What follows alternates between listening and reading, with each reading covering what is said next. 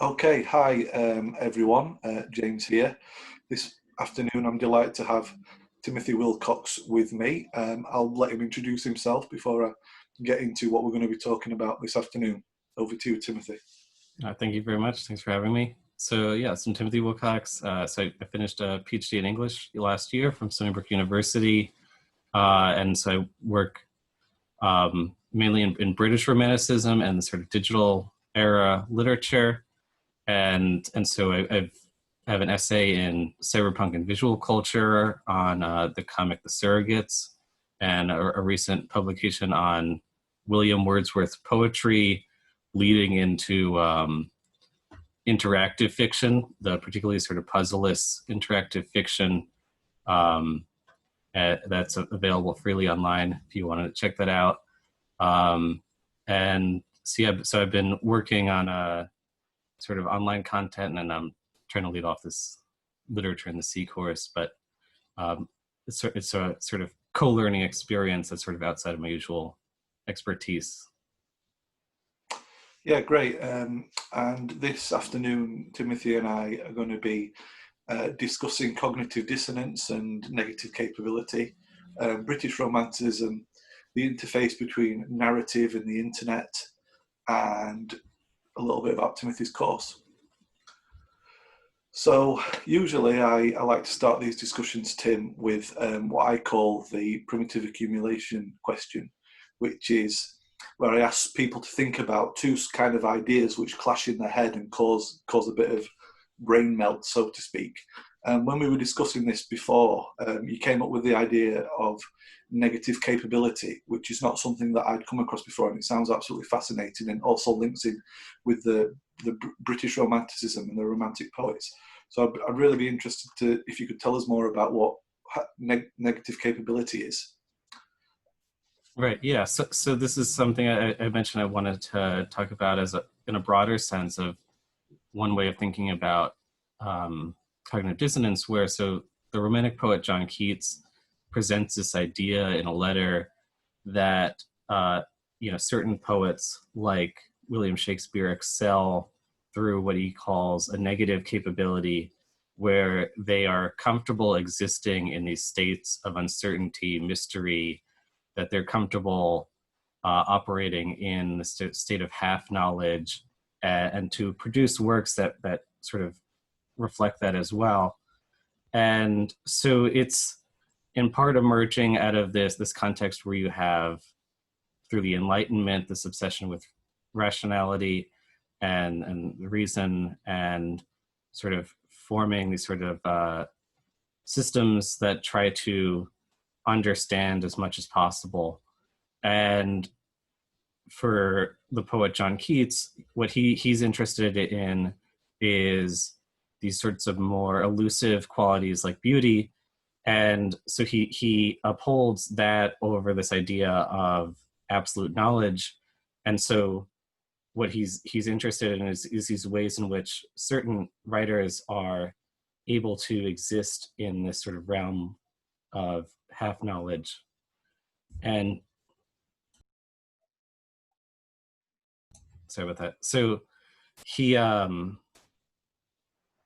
the idea is, you have this positive capability where you can know things and come to have sort of that absolute knowledge of them, but it's a negative capability where you exist within this negation, and that you can operate sort of comfortably and powerfully within that.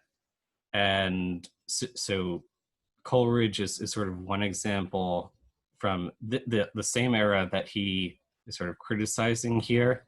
And so Coleridge's problem overall, this isn't immediately what Keats is talking about, but as a exemplar of this, he has this long project going on, Opus Maximum, where he's sort of religious person, and he's trying to bring together all sorts of ideas and bring sort of the Trinity in together with logic.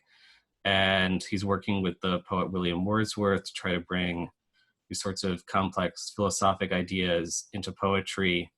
And Keats is much more happy to just sort of produce works that are interested in beauty and these sorts of little glimmers of truth and these sorts of realms of myth and stuff that have these spaces for uncertainty and so on. And so the idea, much like cognitive dissonance, is that you need to have this really open space where you let all sorts of different ideas through your mind and you play with them through the imagination and so on, rather than trying to pursue one goal. Yeah, and that fits in very much with the little I know about British Romanticism, which is why I was interested to speak to you, Tim. And that's that the Romantic poets were very much ruled by the passions. In effect, that's the essence of Romanticism. It's that idealized kind of post or pre-rational state where the emotions guide you instead of logic. Would I be correct in that? Yeah, so that's one of the big things going on in this period where, so the calling it, Romanticism is this sort of this after effect where, coming from the idea of medieval romance sort of thing, but within the period, one of the defining things is, in contrast again to, the Enlightenment and sort of reason, is this interest in the felt experience of individuals, and in particular the sort of deeply idiosyncratic individual experience. And so earlier in Germany of Sturm und Drang, this interest in extremes of emotion. And then you get in British Romanticism, the Wordsworthian model is that you have the spontaneous overflow of powerful emotion, but recollected in tranquility.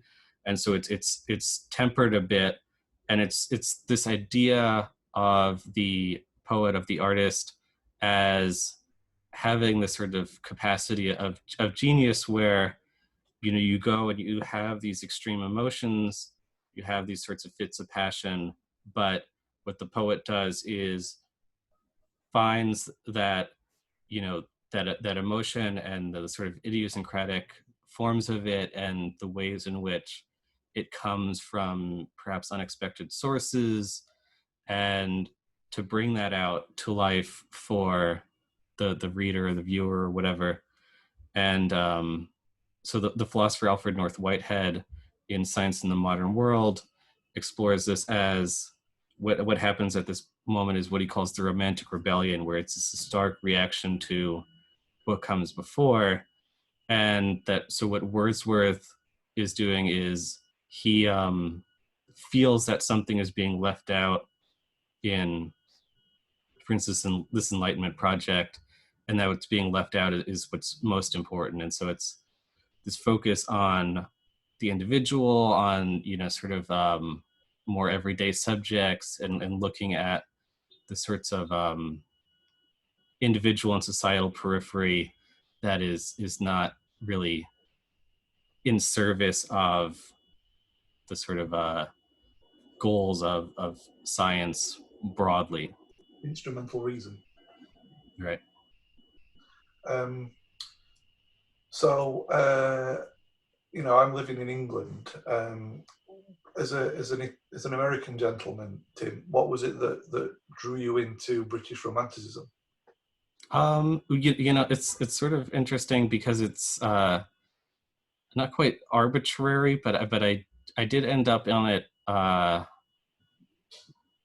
through what is sort of a form of a sort of solid way of approaching things, but a little undertrained in a moment where, so I was at a point where I started realizing I wanted to get like deeply into studying literature and research and so on, and I didn't really know what to focus on, and so I'm just like pulling together everything that I'm interested in.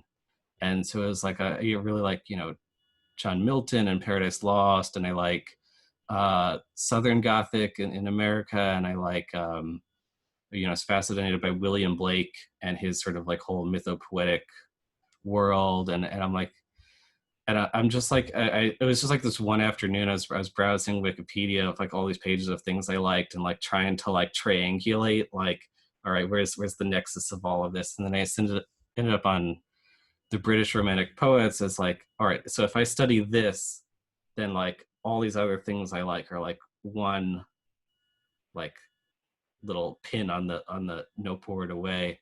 And this, so I could always go back to other things that I like at some point. But yeah, so it's sort of came about like that. And then, as the more I've studied it, the more I found that, actually this is this really central moment, and that, it's not just this handful of things that I happen to like, over a decade ago that it connects to, but that it's really at the core of a lot of ideas. And so, you were saying, you don't know British Romanticism that well, but it's sort of one of those things where, it so infects so many things that you would know that come later. Yeah, I'll ask you about your favourite books in a short while, Tim. But something that comes to mind is where I live, in West Yorkshire in England, in a town called Keighley. Literally 5 minutes drive away, there is Haworth, and that is where the Brontes grew up and wrote their books. Now, I'm thinking that the Brontes are kind of just a little bit out of the Romantic period, but in my mind, in my untutored mind, I see a connection with those earlier Romantic poets and the Brontes. I don't know if you know anything about that, or whether I'm making sense there at all. Yeah, so periodization is sort of tricky, where it's, you know, the whole thing in some ways is arbitrary, where, you go back, you're looking backward, and for various reasons, you sort of branch out, like this half decade is the Romantic era. And so these are its major figures. You have the sort of big six poets, and you have some other writings as well. But and then you have the Victorian era, and so the Brontes are sort of somewhere around like the border of that, and then to some extent it becomes this sort of academic squabble of like, oh, do the Romanticist or the Victorianist get to study the Brontes and teach the Brontes, but yeah, so they're definitely in keeping with a lot of stuff going on in the Romantic era, sort of, we're talking about various things, but, for instance, Wuthering Heights, emerging out of the elements of the Gothic tradition, elements of, the sort of this hyper passionate individual, and this idea of like haunting and so on, where you have these sorts of mix of interest in the natural and supernatural, and so yeah, so that's coming out of that, in a way that's much stronger than perhaps than some stuff that gets a little deeper into the Victorian era. But yes, so ultimately, that I think is how that comes in. And another interesting thing with from the sort of academic world is it's not just like who do we get to teach, but it's also like these sorts of control of places. So if you're a Victorianist and you get the Brontes, that means you get to study, the sort of nice area where you live. Whereas if all you have is Charles Dickens, then like you're stuck studying, late 19th century London, which is interesting in a lot of ways, but it's also sort of grimy and bleak and so on. And so when I study William Wordsworth and Coleridge and stuff, I get to spend a lot of time thinking about and studying like the Lake District and all the sort of beautiful scenery and so on. And so I think that your proximity and your interest in like a location-based way is also sort of part of what's at stake in how you think about it in terms of period. But yes, so they're sort of, I would tend to think of them in perhaps a selfish way as a sort of late Romantic moment. Yeah, well, I've been to the Lake District several times, and it's a beautiful place. But with the Brontes, you can certainly see how Haworth affects their sensibility, because it's an incredibly beautiful place up on the moors, but it's very, very melancholy as well. I love to go up there and have a little walk round, even in bad weather. It's very, very atmospheric and brooding, but pretty at the same time. So you can see how that impacted on their perhaps Gothic nature. But I was just wanting to come back there to some of your favourite books, or if you had to pick a favourite book, what would that be, Tim? Yeah, so I pulled out several, probably too much, but so one is from the Romantic era. So this is William Wordsworth's The Prelude. And so you can see on the cover there's 3 dates, right? So 1799, he starts off, it's a very short 2-book version. This is something that he had been sort of planning out with Coleridge, or it offshoots from it. So he had this larger project he wanted to work on called The Recluse. And so for the context of the era, right? So there's the Enlightenment, and then there's also the American and French Revolution, and there's the Industrial Revolution, and so on. And so Wordsworth and Coleridge were both sort of these radicals early on. And then you have the sort of terrors of the French Revolution, and sort of various shortcomings, and then a lot of these sort of people get disillusioned. And so Wordsworth wanted to write this Recluse project, which would bring some sort of sense of recompense of like what is a way forward for all these people who feel just completely hopeless at this stage in like the early 19th century. And so it's going to be this grand poem covering man, nature, and society. And he's like struggling with it. Coleridge is supposed to provide him a lot of the sort of philosophic basis for it, and he's kind of slacking in that regard. And Wordsworth is struggling on the poetic front, and he writes chunks of it, but the Prelude is something he comes to again and again as he's working on it. And it's this autobiographic epic poem. And so it emerges on the one hand out of the sort of core element of the period that follows in part from Rousseau's Confessions, where he has this sort of autobiographic writing that then gets copied by a lot of people in the Romantic era. But at the same time, it's within limits. And so this is actually something that Wordsworth doesn't publish in his lifetime. So even as much as we think about the Romantic era, something about the experience of the individual, this is something that's circulating in his like immediate circle, and people are liking it. It's not like he's like, oh, this is terrible, but there's something about it that's sort of just still not quite what is presumed to be the subject of an epic poem, that he wants to finish the larger project, which is justified by explaining the sort of grand picture of man, nature, and society. And this is just the story of the growth of the poet's mind. And so he's turning to it because he's trying to understand his own growth, and the formation of his imagination as this power that really brings life to these things that he's trying to explore elsewhere. And so 1805, he has a long version that comes out, and that's the sort of main things that get studied. And then 1850, he dies, and his sister quickly publishes the full text.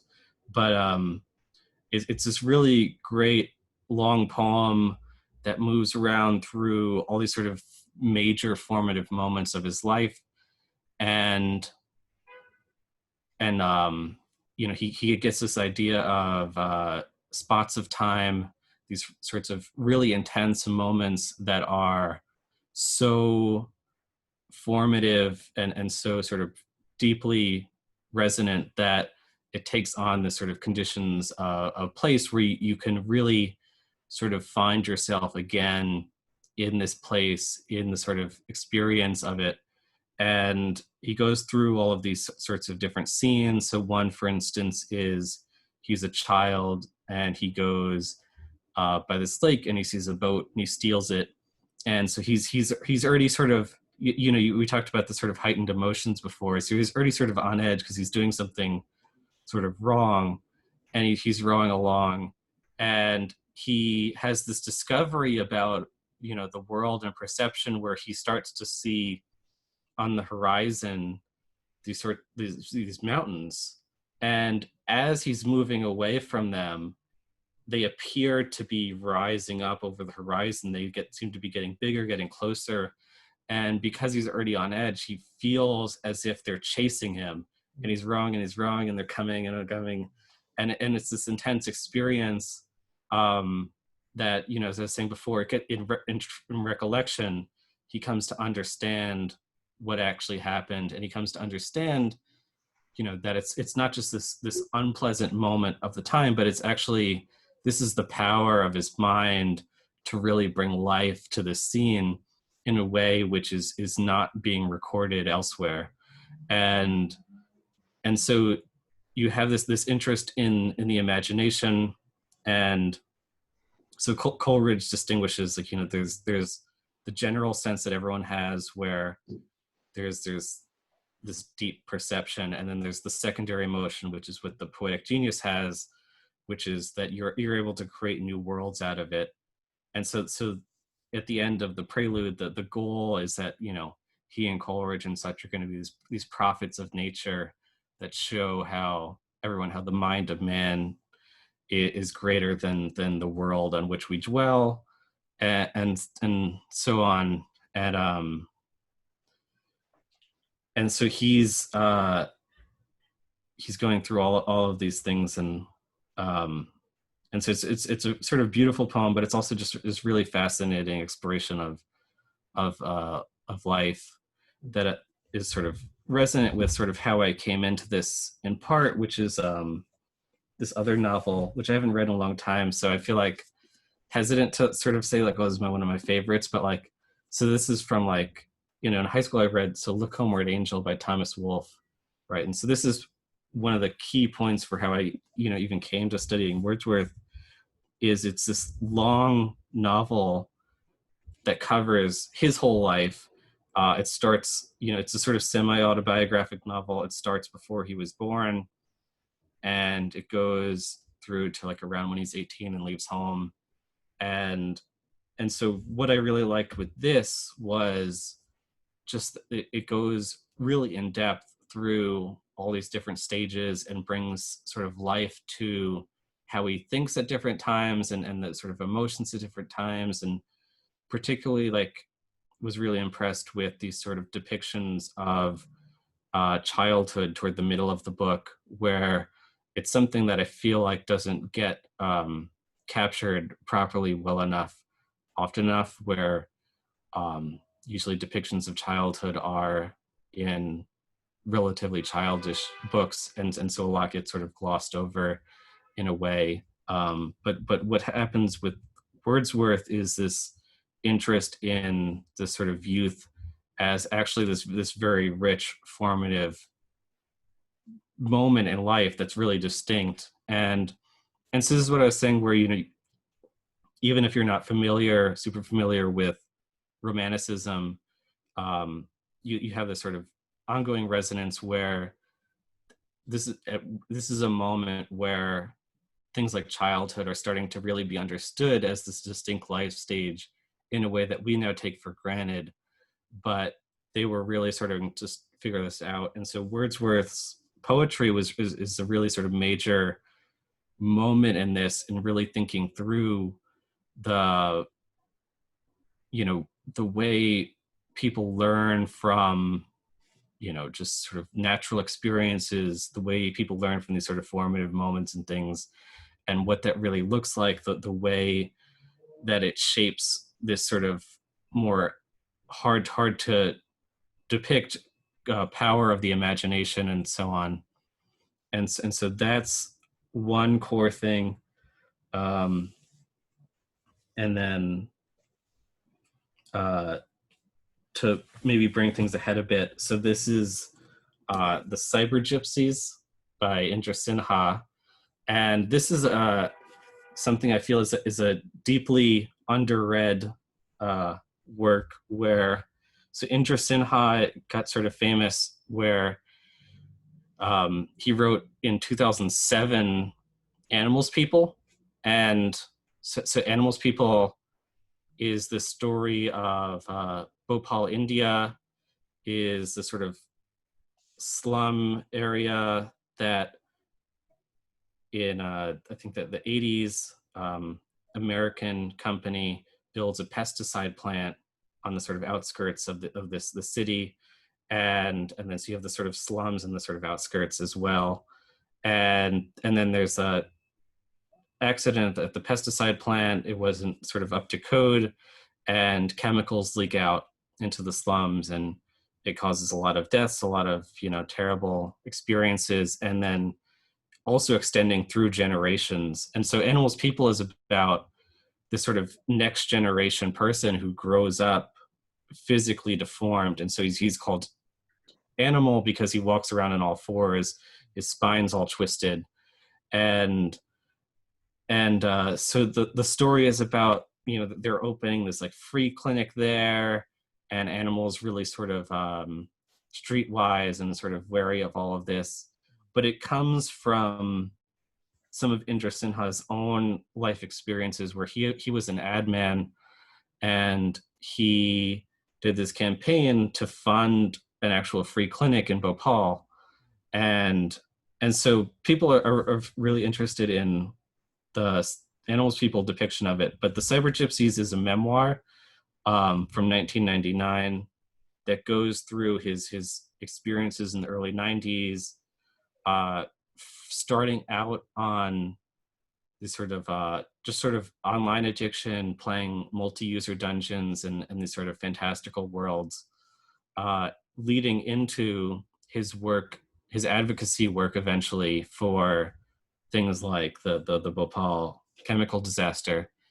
And so to maybe connect this through a bit. So one of the things that really excited me with it was that he actually traces things back a bit from the British Romantic era, Samuel Taylor Coleridge and Thomas de Quincey.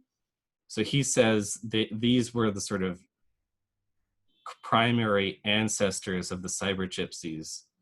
So the cyber gypsies are these people who are sort of deeply online, in the sort of early 90s internet. And, they're traveling around the world, chasing these sorts of hot spots of activity where there's, it's not like now where there's like constant high activity everywhere all the time. But, that there's certain, people go to sleep and wake up, and there's little slivers of time in each time zone that's like high activity. And so these people just sort of, they're up all night and they're chasing these sorts of moments of high activity.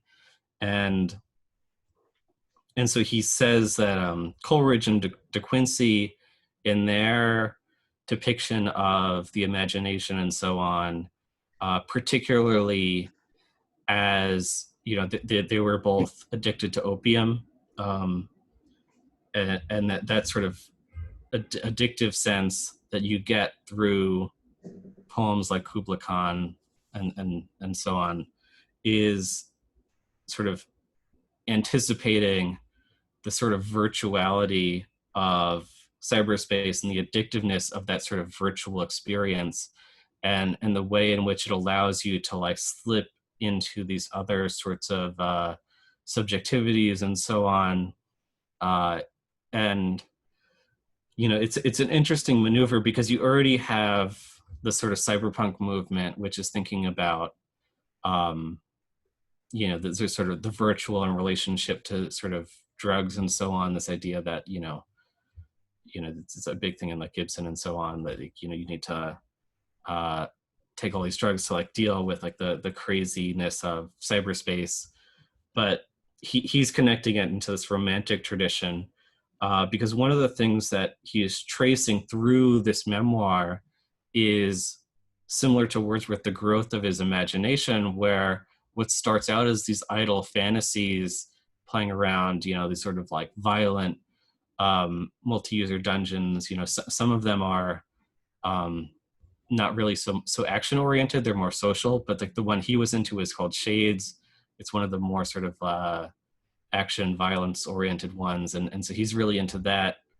And then but what he finds is that it wasn't this sort of waste for him, that actually that it was training his imagination in a way to understand these sorts of global connections, to understand these things which are not sort of readily visible, that become then core to understanding,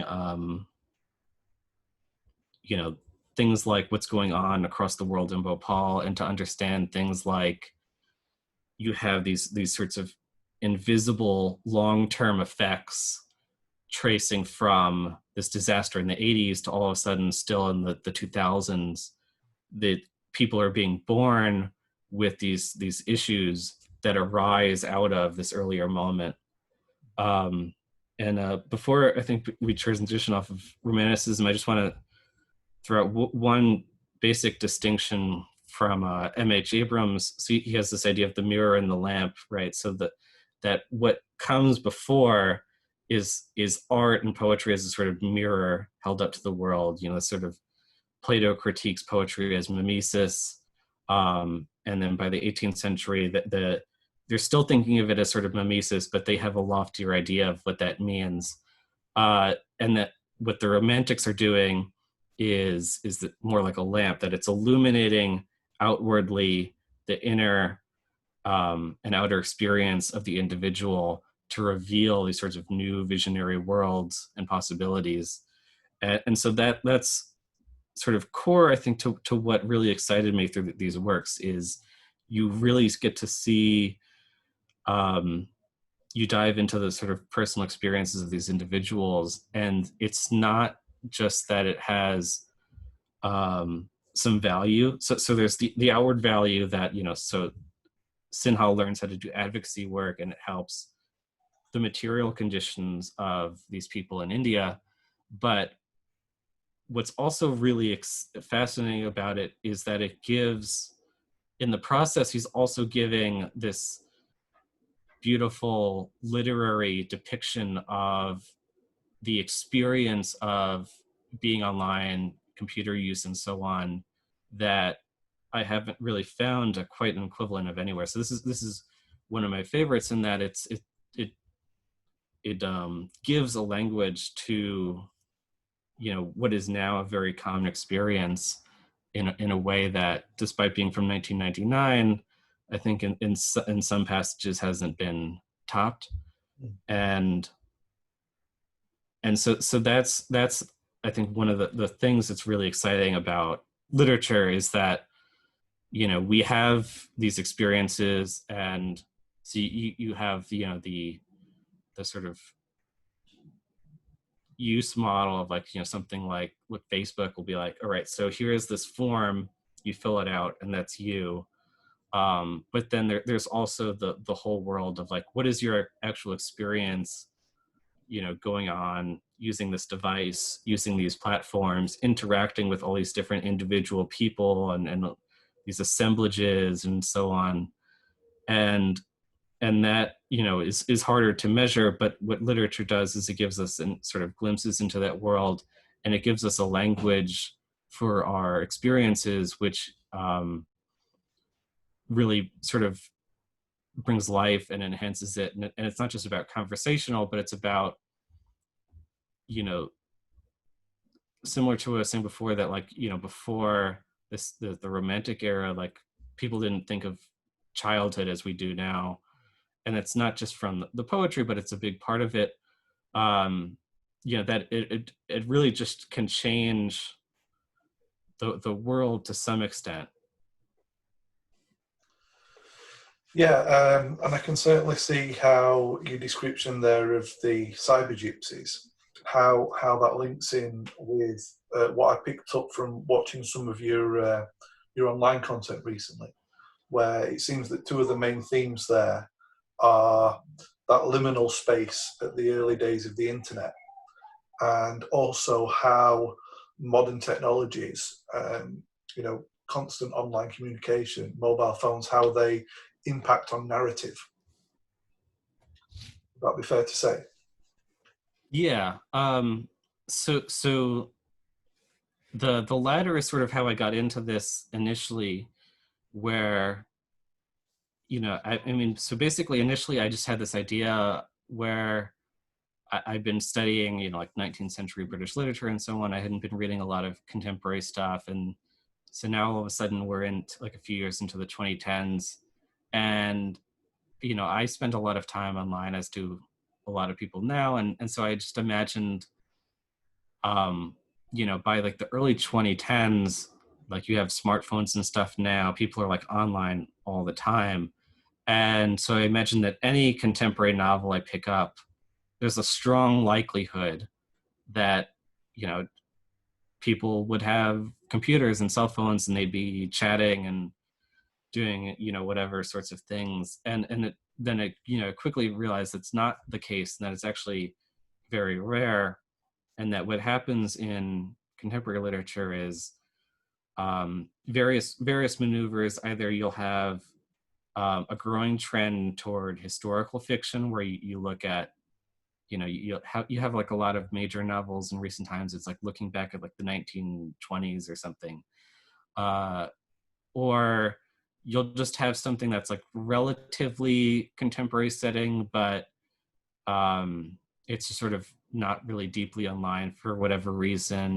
Maybe at one point someone will check an email or something, but it's not the sort of constant presence where people will walk around all day. You have the phone in your pocket and you're going through your day, and all of a sudden, like it makes a sound or buzzes or something, and then now your attention is drawn away from your surroundings into this device, into the sort of wider world that it connects you out to, and that you're in these sorts of broader imaginative spaces through this device all the time, and the way in which it impacts the sort of narratives that we can tell.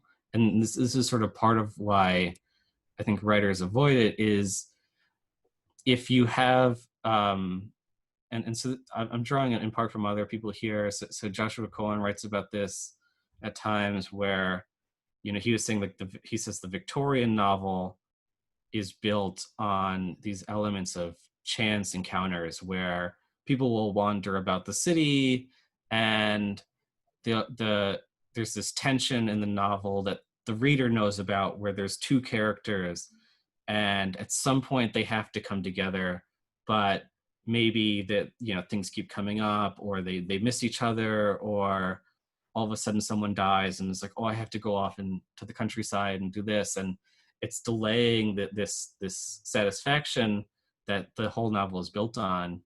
But what happens now in this era of hyper communication and hyper connectivity is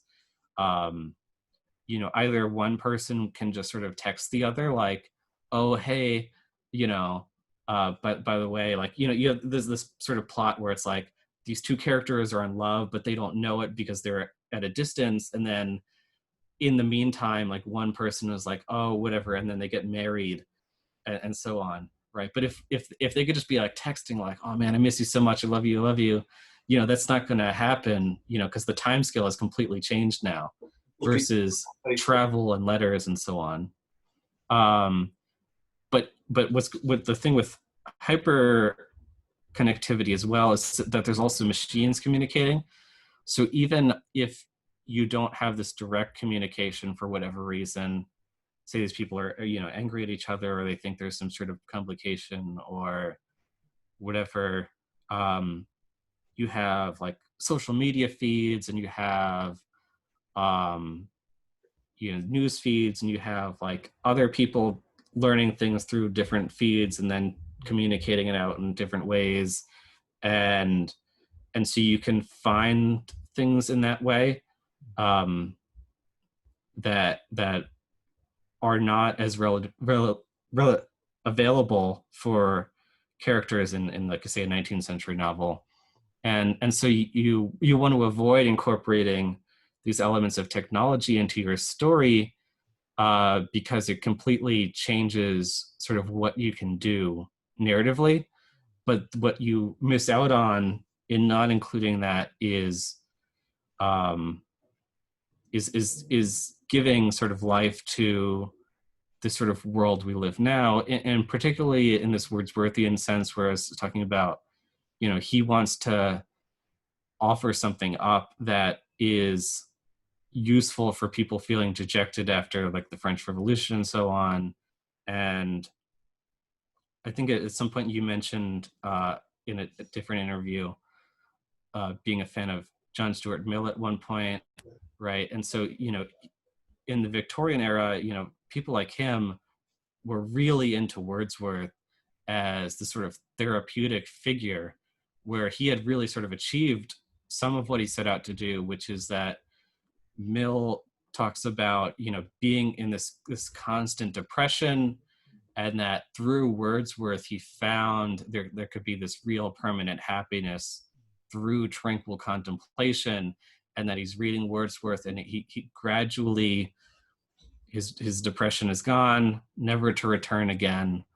And so that's the sort of thing that comes from this really sort of deep artistic exploration of things that I think is, there's a sort of, over the 2010s, one of the things I track is that you start to have some changes in that. It starts to become more common, but in avoiding that broadly, that you're missing out on those sorts of opportunities for bringing something of real value to people. But one of the things interesting in the early internet, which I explore in part because I've been studying, in particular, the sort of what's called electronic literature, the sort of computer-based writing, things like interactive fiction or hypertext. You have like those early computer games where it's all text-based and it's like a description of a thing. You encounter this building and it's got this red door with an owl on it, and then you have a command prompt, and you could be like, oh, use red owl key on door, or maybe you don't have that, and so you're like, all right, go west, and now you're on like the side of the building, and you're like, all right, throw rock at window, and so this is the sort of text-based world is what Indra Sinha writes about being addicted to, and the fact that it's text-based and that I study literature and writing and so on is partly an excitement where my sort of skill set is more immediately relevant to thinking about this world and what is sort of produced within it. But it's also this really, I think, deeply romantic moment where you have these sort of similar utopian impulses going on. And so if you look, for instance, at what is it? Fred Turner has this book like From Counterculture to Cyberculture, where he traces the sort of early cyberculture of the 1990s back through to the sort of like hippie movements of the 1960s and so on. And in some ways you could trace some of the impulses there back to writers like Wordsworth and Blake and Shelley and so on. But also, in the early 1960s, you have Ted Nelson planning out one of the first hypertext projects, something that never really quite manifests on a completed large scale. And so eventually we get the World Wide Web. But his project, he called Project Xanadu after Coleridge's Kubla Khan, which begins, in Xanadu did Kubla Khan a stately pleasure dome decree. And so the poem is something where Coleridge says he wrote something like 300 something lines in a dream, with the composition appearing to him as images and so on, and that he woke up and he starts writing out this poem, and he gets a sort of fraction of the way through when someone knocks at his door and interrupts him, and he goes and he answers the door, and then he sits back down to write again, and the rest of the poem is gone from his mind. And so Ted Nelson calls his project Xanadu because it's this magical place of literary memory, and that the goal is to map out connections in literature in a broader sort of scientific sense, you know, like the literature on such and such, where it all becomes available and interlinked. And so you can read, for example, he talks about like, he gives an example, and there's a line that's from like the King James Bible. And so then you could have in a parallel strand the King James Bible, and you can see the connection, and it's like spatializing the sort of connective threads and spatializing our associative forms of thinking. And so in this early era, this is coming from this sort of romantic tradition. And but what happens in the sort of history of this technology is it becomes, through the information revolution, I think really parallel to what's going on through the Enlightenment and the Industrial Revolution, where what is actually getting built and sent out to consumers and that is sort of dominating the globe is built around things like business practices and so on. You know, so we're having this conversation over Zoom, for instance, and so even though we're trying to, you know, have this literary discussion, we're using this program which is designed for, you know, business board meetings and so on. And then eventually they encounter this large educational market and they start adapting features for that. But, you know, all these things that we're using are often built around, you know, business purposes, scientific purposes, military purposes. And so one of the interesting things within, you know, early computer-based writers and things like that is looking at these sorts of counter possibilities in, I think, a very romantic way, thinking about human memories, thinking about sort of psychological depths, thinking about the depictions of the body, for instance. So Shelley Jackson writes this is famous early hypertext work, which maybe I should define. So like hypertext fiction is distinct from like a traditional novel where you have a linear sequence of pages. So hypertext fiction instead is this sort of, you know, this page, which is called Alexia, and there's a page and there's a page and there's all these pages, and they have these different linking structures through them. And so you navigate it in a more open, nonlinear manner. And so what Shelley Jackson does early on is thinks about it in terms of, you know, the possibility of thinking through like the memory for one, and also like the body, where what she does first is this thing based around Frankenstein, where in the novel, he makes this sort of male creature, and then the creature reads Paradise Lost, and he becomes obsessed with this idea is he needs his Eve. He thinks, you know, this is just like the nature of things, that, you know, God created Adam, and then God made Adam and Eve because Adam was lonely. And so he demands that his creator, Victor Frankenstein, make him this sort of female mate, and he does, and he's about to bring her to life, and then he sort of realizes it's a mistake, and he just starts tearing the body to shreds. And this kicks off the sort of second half of the novel, where, you know, the creature goes crazy and murderous and so on. But Patchwork Girl Shelley Jackson goes back and thinks through, you know, what if actually Mary Shelley herself went back and like pieced back together this female monster, and they have this relationship and so on.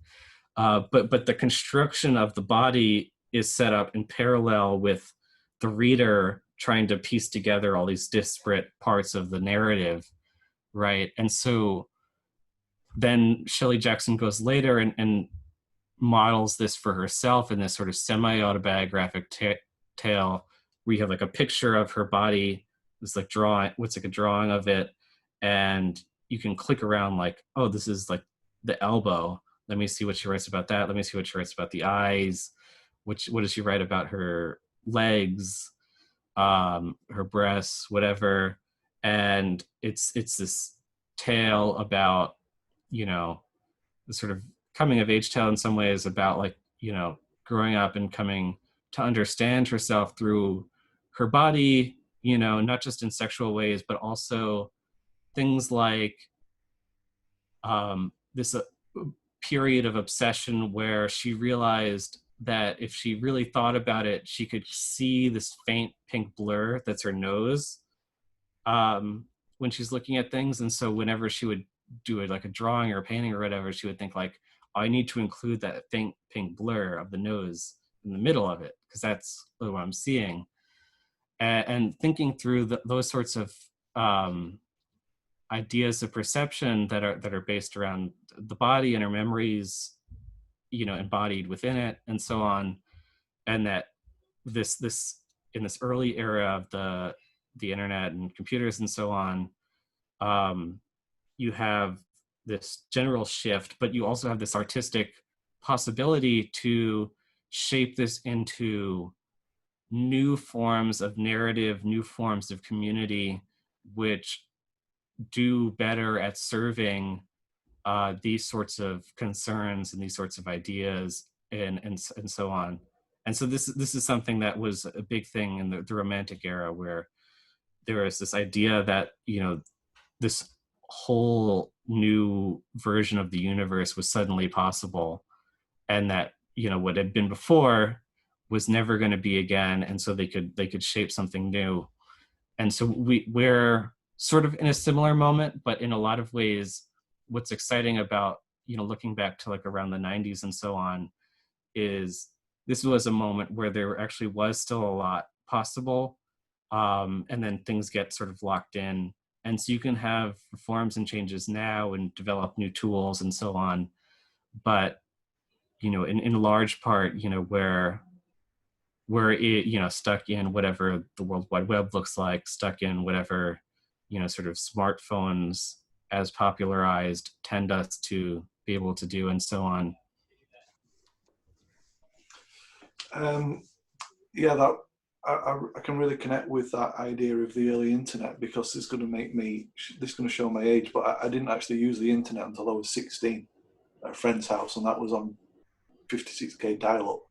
I didn't have a mobile phone until I was 21. And I'm kind of glad that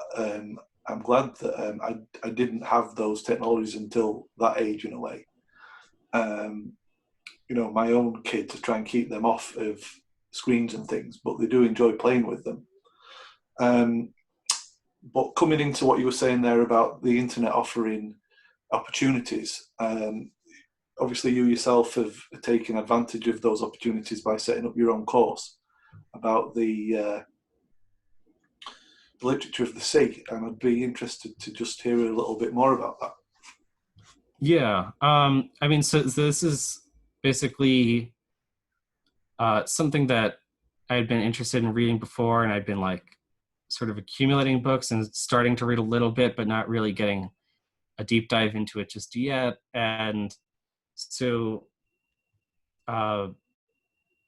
you know, I mean, I had been interested in sort of teaching online and things like that. And so I did over the summer, this like free 10-week course of like study through this like blog sequence where studying the sort of connection between literature and hyperconnectivity, and, you know, wanting to do something more formal where it's an actual like course where people are reading and we're studying things together, and there's, you know, this direct sort of communication. But basically, so the Hyperlink Academy was launching these like learning clubs, and this seemed like a really good sort of low stakes way of experimenting with something like that, where it's this co-learning model. And so rather than me having to, you know, prepare long lectures and record and edit and stuff that takes, you know, way more time than you would expect, it's, you know, we're reading together and discussing, and I'll be doing a little extra reading, and in terms of like context and sort of theory and stuff, and trying to bring some insights into the group. But, you know, for the main part with the literature is we're all just reading the same stuff for 12 weeks. And so this is something I got into in a couple ways. I mean, one is I was interested in the sea as this sort of really interesting space where, you know, we have these sort of undersea cables that like allow our connections, and at the same time it's this like relatively unknown world that we don't actually know that much about the deep sea compared to like what we know about the earth and even space in some ways. And so it's this really fascinating thing where, you know, as you go back through history, the sea is sort of so central to everything. And as I was putting together the sequence of readings into what eventually became 12 weeks, it's like it starts to become almost a very reasonable history of literature, you know, going from Homer to, you know, Shakespeare and the rise of the novel and major poetry and modernism and so on, up into the sort of computer-based electronic literature stuff I was talking about, you know, and that's another thing that that really sort of drove this interest, is interesting work in that sphere, looking at the sort of sea, particularly by J.R. Carpenter, is one of the sort of people most deeply working on stuff like this. But there's a lot of really interesting works about this, and there's something I wanted to read more about and flesh out the sort of core foundation of reading, where, you know, it's like if you want to really think about this seriously, you know, you want to have at least, you know, some familiarity with, you know, Moby Dick, for instance. And so, you know, you need to read some of that. And so, you know, I mean, so for me, this is about, you know, I want to really develop like a working knowledge of just the sort of writing around this, to give sort of life and language to this sort of world that exists, in some ways that are periphery, but in some ways at the sort of deep core, of our existence.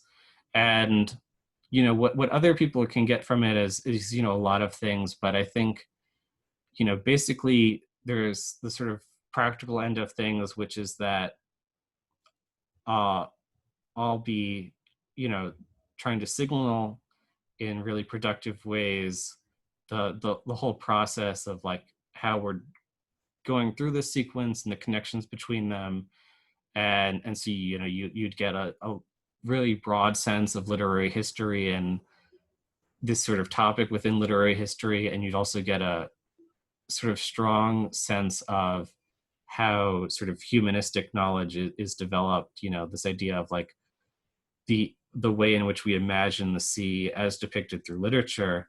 You know, what does it mean to really understand that, and how do you sort of develop that through just reading like a dozen works?